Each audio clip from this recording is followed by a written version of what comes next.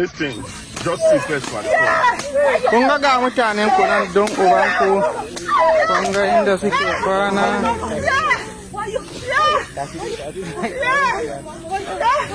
Daddy, I got my job back. He been back with Sandy.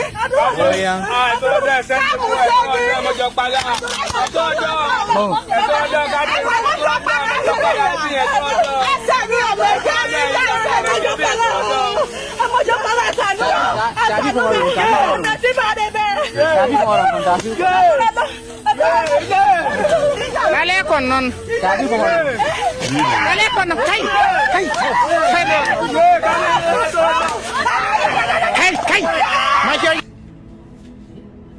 This is crazy.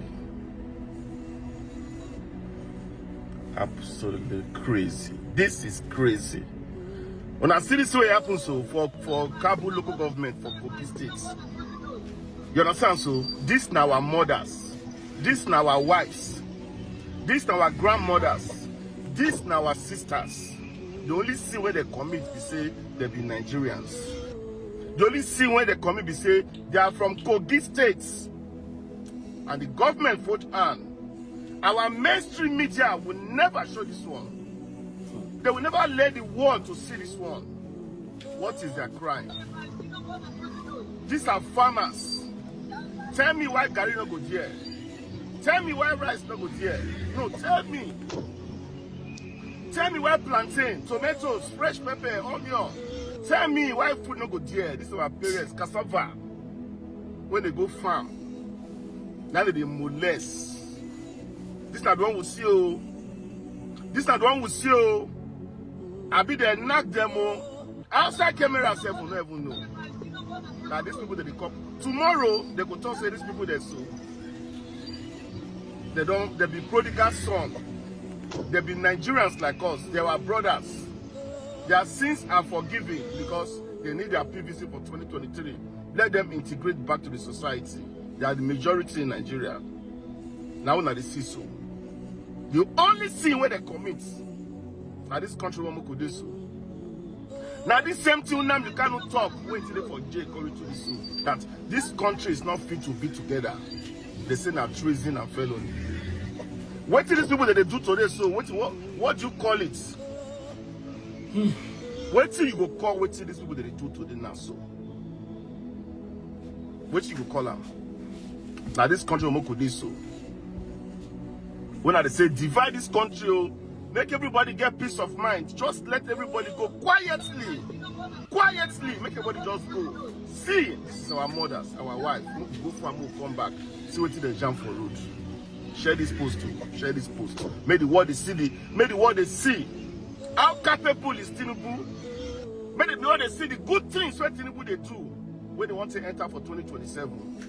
Ian Okpabio and Wike make them see. Waiting our politicians, the good things that they do, when they merit 2027. Share them so that city boys gonna see them, soft boys gonna see them.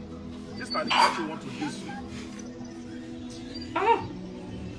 Ẹ̀yin ènìyàn wa, ẹ̀yin náà ẹ wo fọ́nrán tí ẹ wò tán yìí. Ẹ wo ìyà tó fi ń jẹ àwọn ènìyàn wa nínú igbó.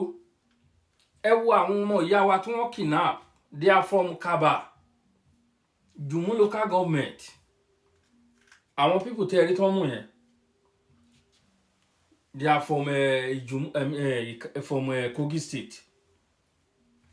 Ẹ wo orú ìyà tó fi ń jẹ àwọn ènìyàn wa. Ẹnu ẹ gbọ́ràn tí brother yẹn sọ tán. Àwọn nǹkan tá ń pariwo lé lórí rẹ̀. Ẹ jẹ́ ká pín Nàìjíríà kó lúkálùkù di ọmú ìyá ẹ̀ mú. Agbègbè tí ìṣẹ̀lẹ̀ ti ṣẹ̀ yìí kò jìnnà mọ́ ìlú wa o. Gbogbo ẹ̀yin ọmọ ìlú wa tẹ́ ń wò mí lórí Facebook. This video is going to Facebook, and I want to. This video is not for violence because of the rules and the guideline of Facebook policy. It's not for violence.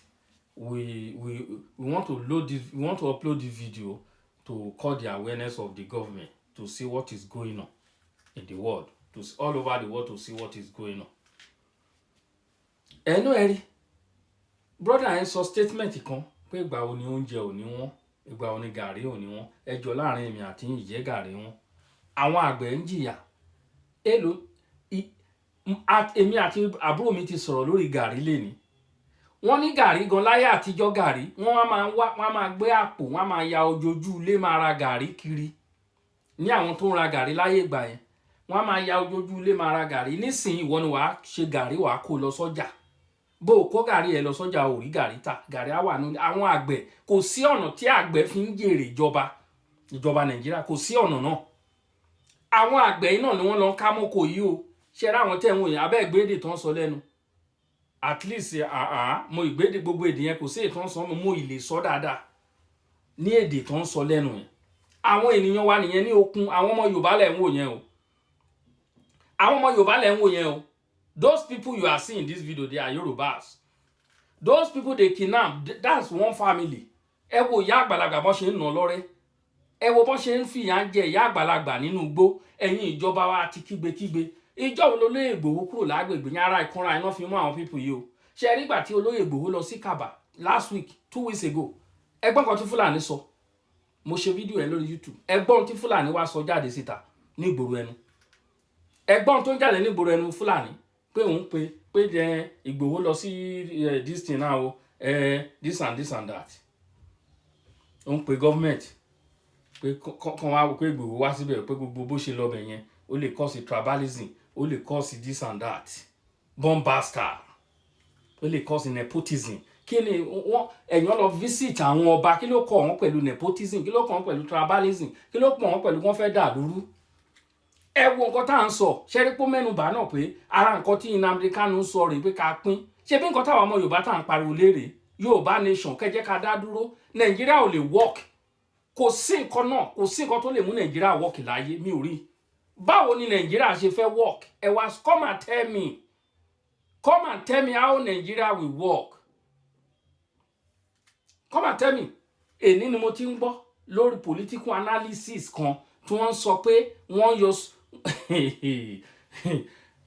mi ò tí gbọ́ rí nínú tí mo gbọ́ lè ní wọ́n ní subsidy wà lórí currency pé àwọn exchange kìíní wọ̀nyí ó ti náírà to dollar dollar to náírà dollar to euro euro to pounds gbogbo ẹ̀ wọ́n ní subsidy wà kò sí nǹkan tẹ̀lé ní Nàìjíríà kò sí nǹkan tẹ̀lé gbogbo bí Nàìjíríà ò ṣe ní bí wọ́n ṣe lè ní refinery ẹyọ kan bí Nàìjíríà ò ṣe lè stand out with one refinery gbogbo ẹ̀ pápátá náà narrate lẹ́nu because there are some people behind this ẹ wo nǹkan tí àwọn èèyàn wa ń kojú ò lè rìn lójú pópó ọ̀nà ẹjọ́ mo fi Ọlọ́run bẹ̀ gbogbo ẹ̀yin tẹ́ wà ní agbègbè fún mi Kaaba àyèrè jáde sí Káràmọ́ ẹ ṣe jẹ́jẹ́ o ẹ bá fẹ́ rìn lọ́nà yẹn ṣe jẹ́jẹ́ ẹjọ́ àwa olówó tá ń dá o please owó tẹ̀yìn ò rí jẹ rà á lọ kó fáwọn ẹranko wọ̀nyí ẹ wo bílíọ̀n tí wọ́n recover lọ́wọ́ wọn àwọn people tí wọ́n mú níjọ́ òbẹ̀ yẹn ẹ wo iye owó tí wọ́n recover lọ́wọ́ wọn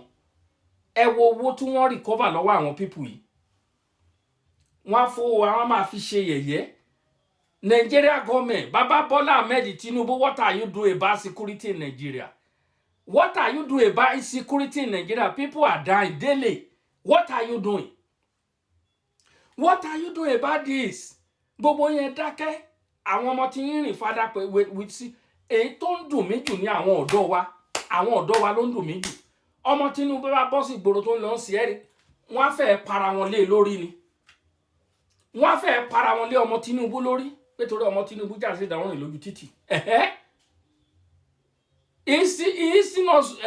he's a woman baby tini he's not a woman be like you he's a woman be like you what is the difference between you and him because he is president's son ìjẹ́ Tinubu lè fọmọ ó lè bọ́mọ ìsíwájú pé kí ló máa lead the protest ẹ wo nǹkan tó ń ṣe àwọn ìyá ẹ wò ìyá àgbàlá ẹ wò ìyá tó ń fi jẹ̀yà nínú ẹ̀ ti pọ̀ jù at the end of this video now wọ́n máa ní 100 million kọ́lọ́mọ́ 100 million wọ́n wá fi release wọn owó tààrí jẹ wọ́n á lọ kó owó oníyọ̀ wọ́n á lọ kó fún àwọn Fúlàní àwọn politician tó ń fund wọn tó ń kó bọ́ sí wọn lọ́wọ́ ẹ máa tẹ̀lé wọn ẹjọ́ ẹ yára ní brain àwọn politician ló wà nídìí agbésùmọ̀mí Nàìjíríà àwọn ló ń pa yín àwọn ló ń fẹ́ yín àwọn ló ń fún yín lówó tó Ọlọ́run ẹ̀yin ènìyàn mi ẹ jí dìde ẹjọ́ ẹ padà lẹ́yìn olóṣèlú àwọn ló ń kó bọ́ sí wọn lọ́wọ́